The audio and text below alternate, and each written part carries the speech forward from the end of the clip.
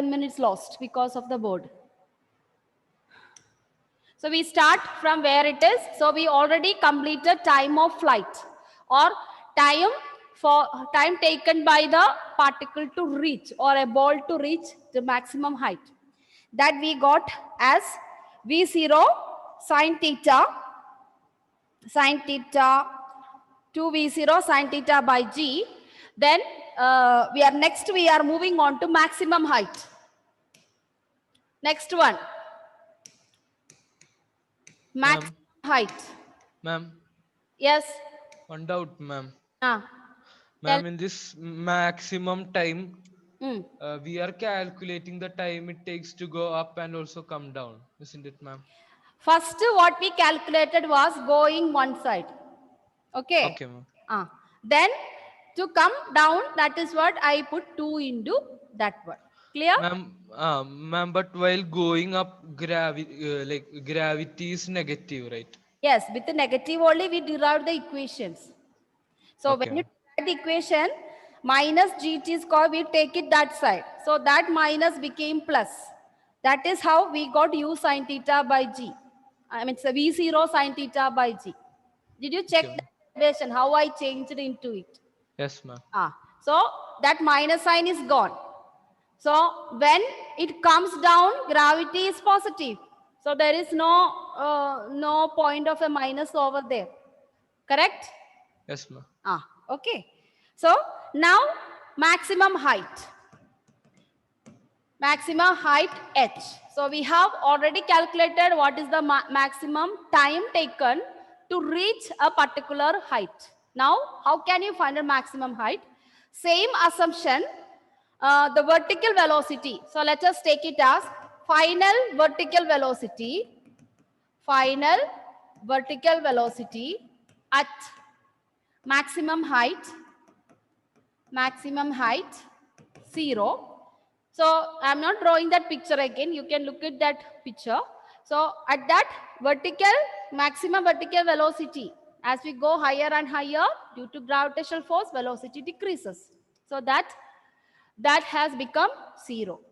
Now we are going to use, in order to find that third equation of motion, by using third equation of motion, because we are considering maximum height. So this is a straight line motion. We are not taking full projectile motion.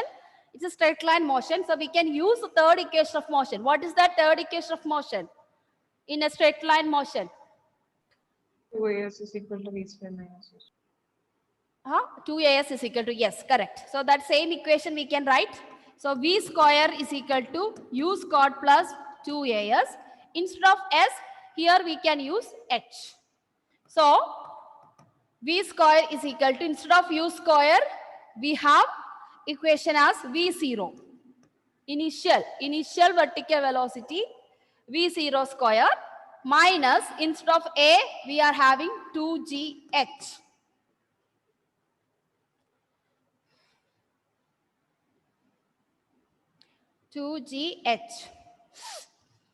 Now, final vertical velocity, it is 0.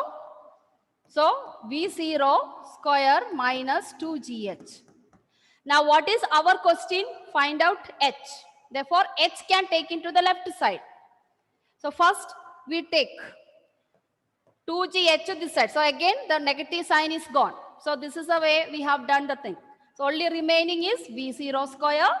So h is equal to v0 square by 2g. Now when you substitute its component, okay, when you substitute its component, v0 square actually is equal to v0 sine theta square by 2g. So this is the equation. This is the equation to find out the maximum height. Or you can write v0 square sine square theta by 2g. So maximum height of a ball which is exhibit projectile motion, it goes at maximum height h and then started falling. So we only consider that vertical height. So we are using the straight line motion in this case. Then afterwards, we are using the combining the vector product there. That's it. So that is, so first equation is over, second equation is over. So this is our trajectory. Time is finished. That is Tm. Then coming back together, we give maximum flight. Vertical height is over. Now we are going to find out this one. From here, what is the distance? After undergoing projectile, with what distance the ball has fallen or stone has fallen. So that is known as horizontal range. Can I change it, children, this? I hope you have written here. Okay, so third one is horizontal range.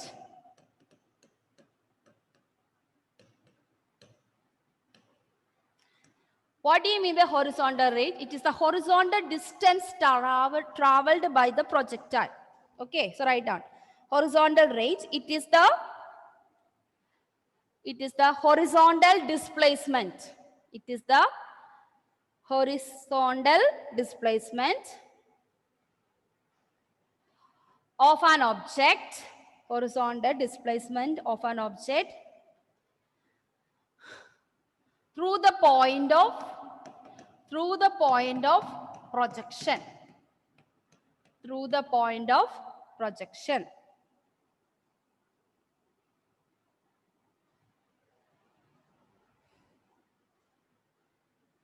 Okay, so how can we solve this? So there's an equation, horizontal range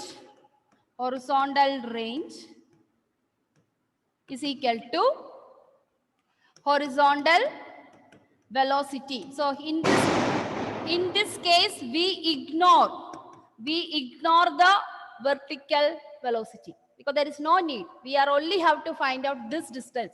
Don't have to go. So only after projecting, the particles start moving, but it fallen here. So we have to find out this. So it is equal to horizontal velocity into time of flight. Why it is time of flight? After maximum time of flight only it is falling. So going up and coming down. So that is what. And from where you got this equation? The same equation we are used. That is velocity is equal to S by T. So instead of S, we have horizontal range. Instead of horizontal velocity, we have V and time of flight T. Same equation. So if you just cross multiply, you will get this equation. S is equal to Vt. So this is the same equation we applied. Only thing is we just change the terms because of the projectile motion. Okay? Yeah. And horizontal velocity, it is on x component. It is it is v0 cos theta. So we are just directly substituting. So horizontal range, we can write it as capital R. We represent letter capital R. So capital R is equal to v0 cos theta and into TF. Already in the first derivation, we calculated TF. It's a full going and coming. So instead of TF, we substitute that equation. So R is equal to V0 cos theta into 2V0. So that was the equation, we got it. 2V0 sin theta by G. V0 cos theta. 2V0 sin theta G. Now this V0, we can multiply, we can write square. Then 2 cos theta sin theta put together divided by G. You have completed trigonometry, I hope so. Did you study a relation?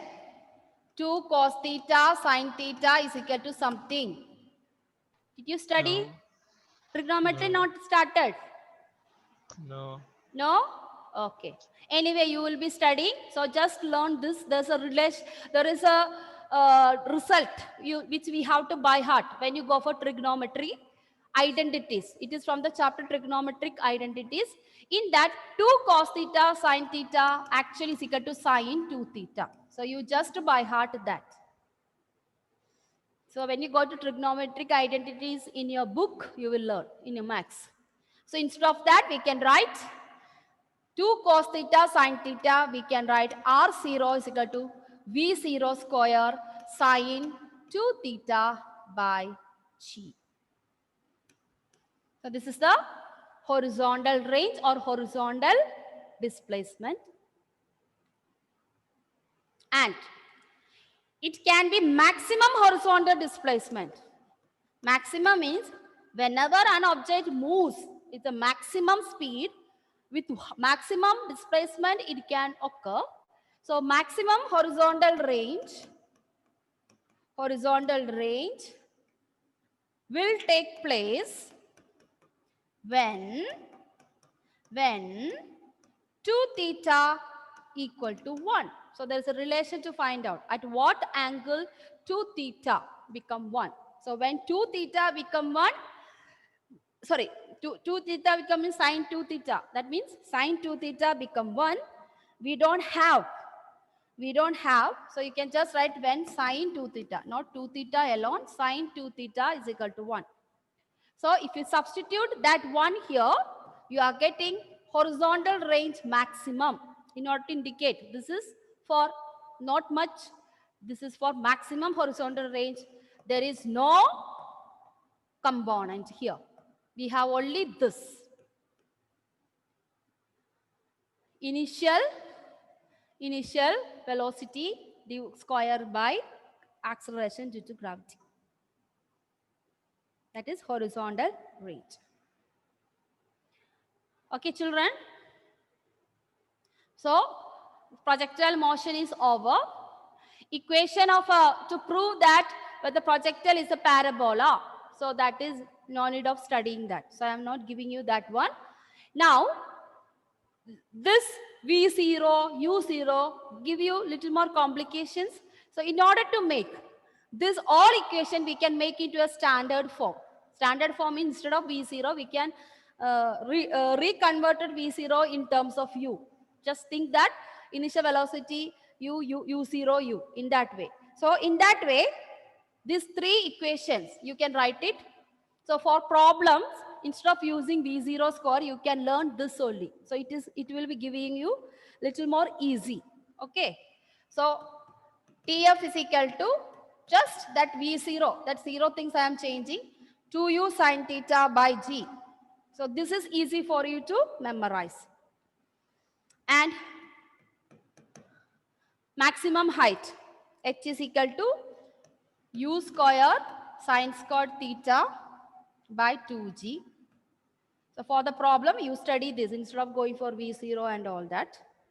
And if you want, you can interchange this V0 with all these terms and you can make your own derivation. Same steps, only thing just interchange according to. You can write it, otherwise just use V0 x and O. And last one, R, horizontal range. You got U squared sine 2 theta by G, and R max is U squared by G. So this is more easy for you to memorize. V0 to go for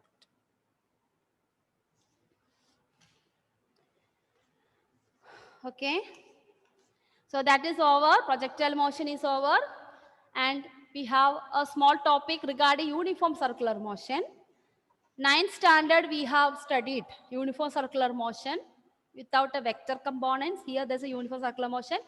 In this, we will learn 2-3 terms. So only learn the terms and the formula. That's enough. Not going for much derivations. Okay. So next one, uniform circular motion. This is we have studied in 9th standard motion chapter end.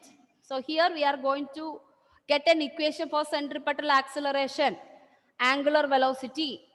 Since it's a 2-dimensional motion, we can have equations separate. Just learn the equations for doing problem. Okay. So what is the uniform circular motion? Nowadays, no more question I am asking. Let me ask to someone. Yes. Atul, what is uniform circular motion, Atul? Your video is off. Anna, Naureen, Gayatri, Ashwin. An object covers equal distance in equal time in a circular path. In a circular path. Okay, equal distance and equal path. Did you learn anything, something apart from this? Any property regarding speed, velocity and all? What about the direction there? Naureen, what about the direction of a particle which is making a uniform circular? Is they are moving in the same direction or something different? Direction is changing at every point. Direction is changing at every point. Therefore, if a direction change, is there any change in velocity in that case? No. Yes. Change in velocity is there. Okay. And is there acceleration in that case? Is it? Yes. Yes. And which is constant. Why? Then also why we are calling it is uniform circular motion? Speed is constant. You see. So this is what we make little bit confusion. Change in velocity in unit time is known as acceleration. But it has a uniform speed. At the same time, it is an accelerated motion. Okay. So this is 9th standard. We have mentioned that. Why it is accelerated motion? Because of direction is changing. Magnitude of the velocity not changing.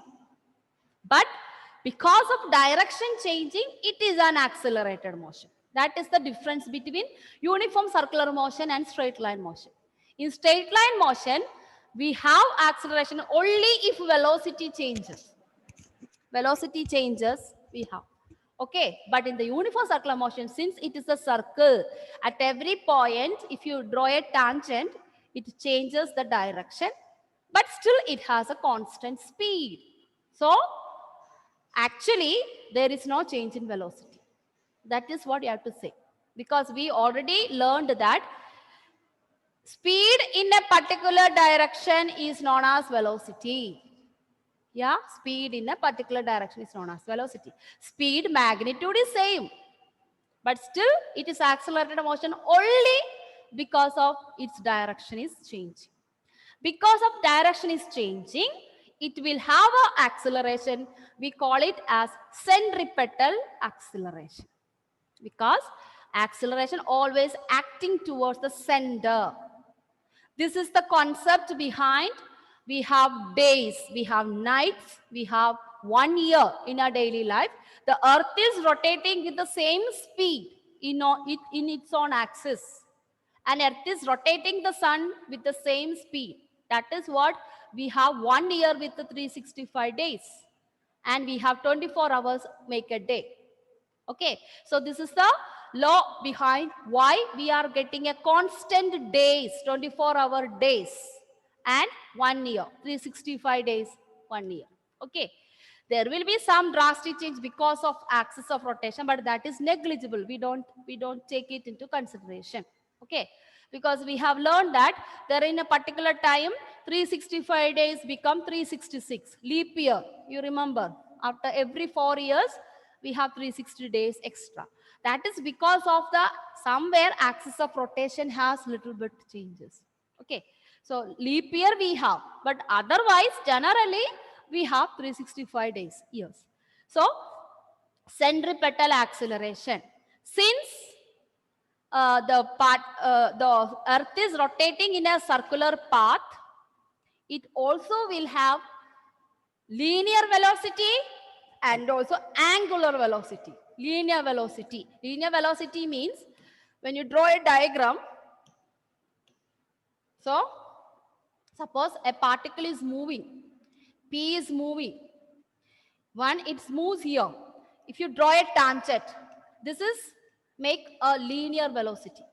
Okay, but if you consider the acceleration is acting towards the center of the circle, then it will also have angular velocity.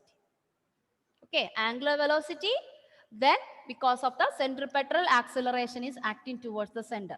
So this one and this one make a angle theta over there.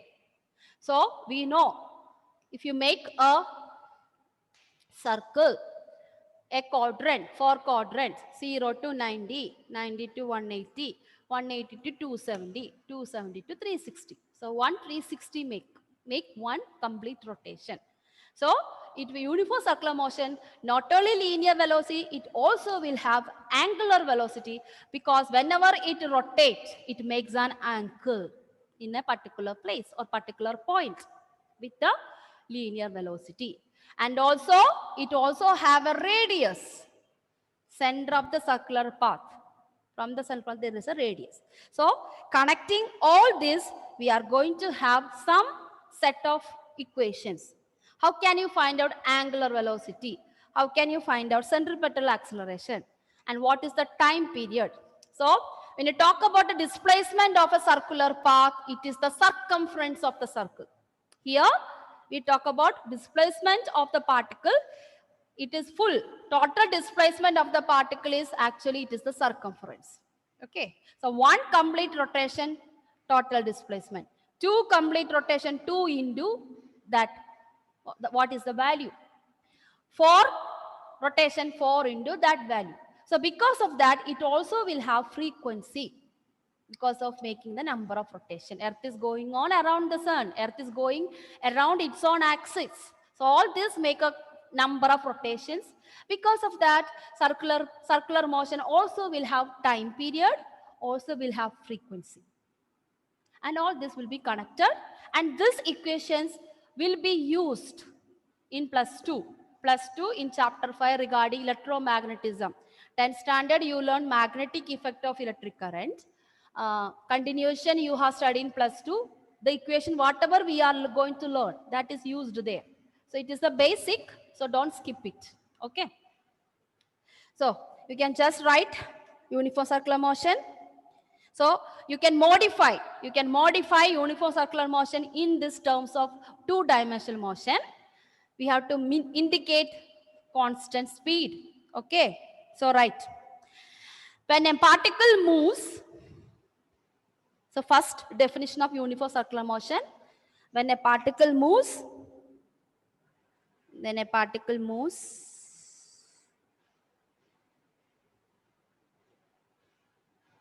in a circle at a constant speed, with varying direction, constant speed with varying direction is known as uniform circular motion.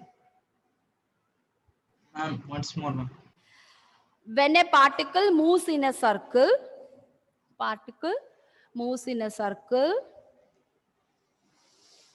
at a constant speed with varying direction, is known as uniform circular motion.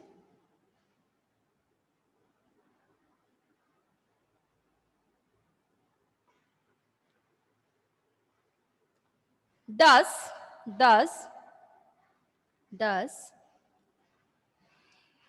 it is also known as, an accelerated motion. It is also known as an accelerated motion. It is known as accelerated motion with same magnitude,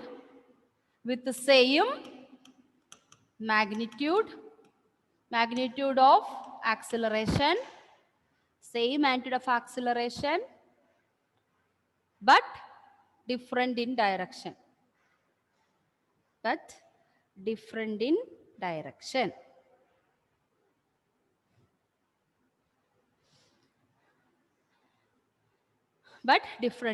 So that is a peculiar feature of a uniform circular motion. Magnitude is same, amplitude is not changing, but direction is changing. So we can call it as vector quantity. Next line below that, the acceleration is always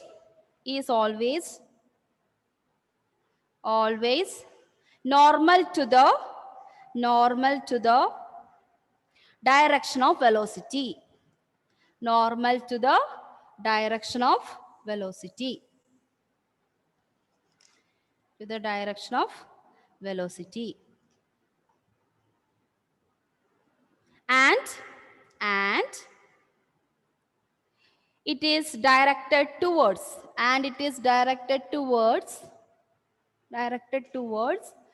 the center of the path. Directed towards the center of the path. So it is known as centripetal acceleration.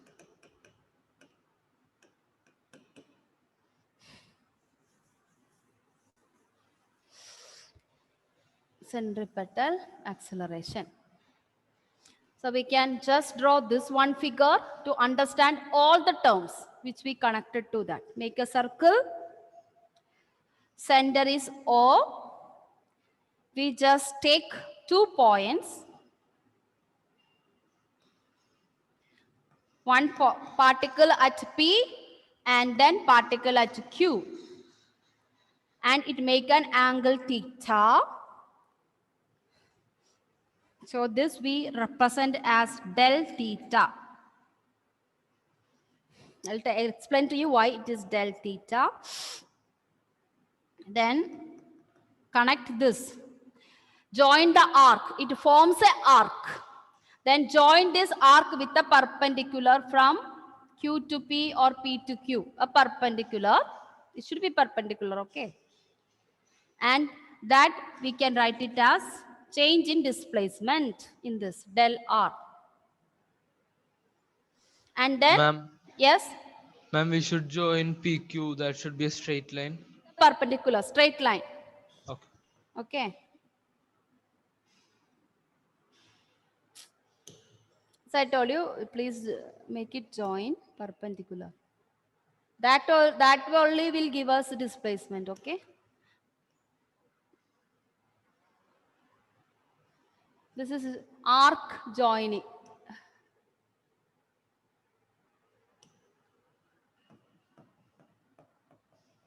Okay. So that is del R. Okay. That is the distance between P and Q. So P, first particle was at P, then it moved to Q. Then at P, initial velocity. We just consider this part is the velocity. So this indicates velocity vector. And after reaching here, again there's a change in velocity. So please draw it as a tangent, okay? Looking at the direction, please draw the tangent. And this we can add into V plus vector, V plus del V, because there is no numbers. So we can just see that this velocity, this V plus del V.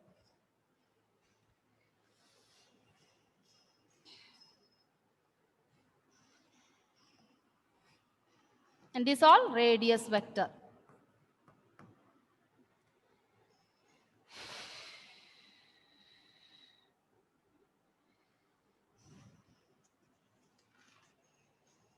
Okay, now one by one we are going to learn what is angular displacement, what is the equation for it, angular velocity, what is the equation for it, like that. Okay. So first one on the basis, first one angular displacement. So angular displacement, we represent letter theta. When there is a change in initial angle and final angle, then there is del theta. So look at the diagram. I have mentioned this is as del theta or change in theta, because when this particle at here also, it is making an angle theta of 1. Just imagine. And at every point when the particle moves, there is a number of angles are changing. And at this point, we are just considering P and Q, particle at P and Q. So total angular displacement. In this picture, it is the difference between first angle and the second angle which it make with the acceleration. Okay, so that is why here we are used del theta, but the representation of angular displacement is theta. Simple displacement we have learned in motion chapter S, or straight line motion, it is S. Instead of S we have theta, so that is the relation. Okay, and just roughly you wrote, it is the displacement, it is the angle. So how can you? So we can say this radius vector is moving this way. If you just say it is the radius vector, it is moving this way to make this angle. Just imagine like that. So it is the angle. So we can define this. It is the angle swept by radius vector. Just like a clock, a needle is moving. So we imagine the uniform circular motion of a particle that way. Radius vector in a time, given time. So that is a definition of angular displacement. And what else? It's a vector quantity and SI unit. That is what we have learned, a unit radian. You remember the relation between degree is equal to 180 by pi. That is related to this. So SI unit angular displacement is radian. So suppose this angle is 60 degree. Convert that into radian. So it become 180 by that relation. 1 degree is equal to how many radians we have learned in that unit of measurement. So we have to convert that to convert into radian. Okay. So second quantity, angular displacement is over. Now angular velocity.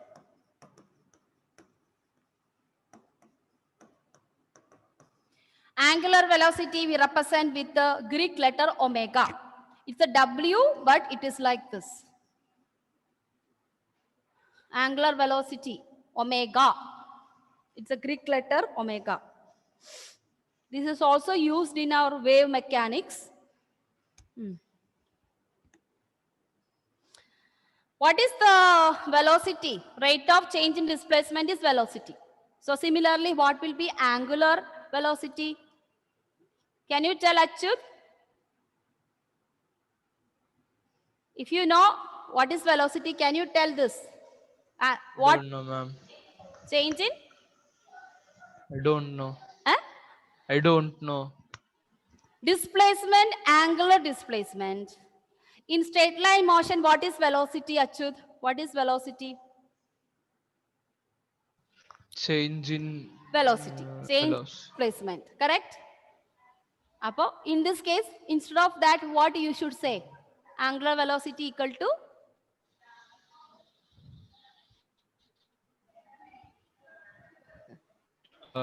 Change in Change. angle. Change in? Come, let it come. Change in? Is it angle?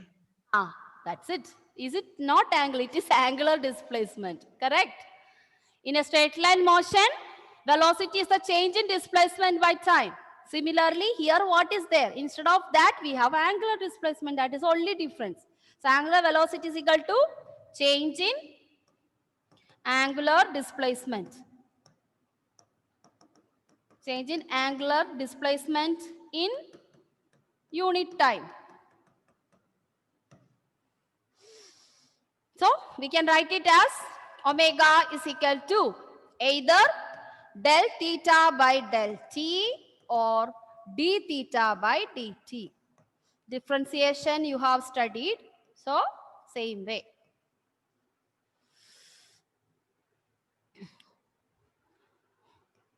Omega. Okay. SI unit. In that case, straight line motion, it was meter per second. Here, instead of meter, we have unit is radian. So it is radian per second.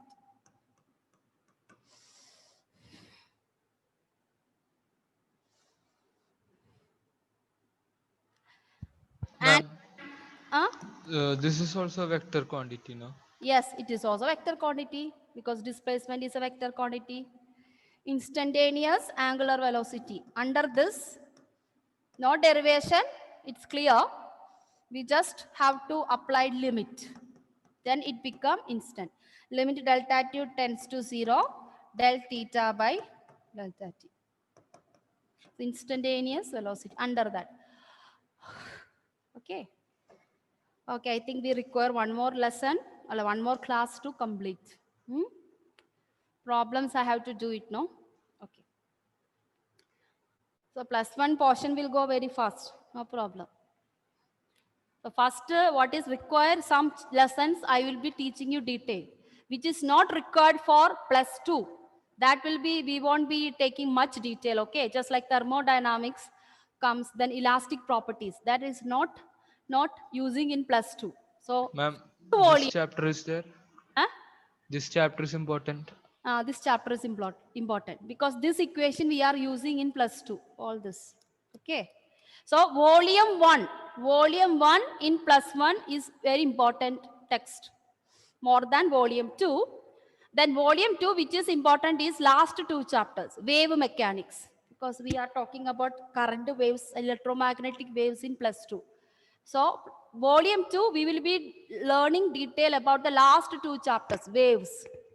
Other chapter, properties of matter, heat and all, we will just say, no detailed study. Okay.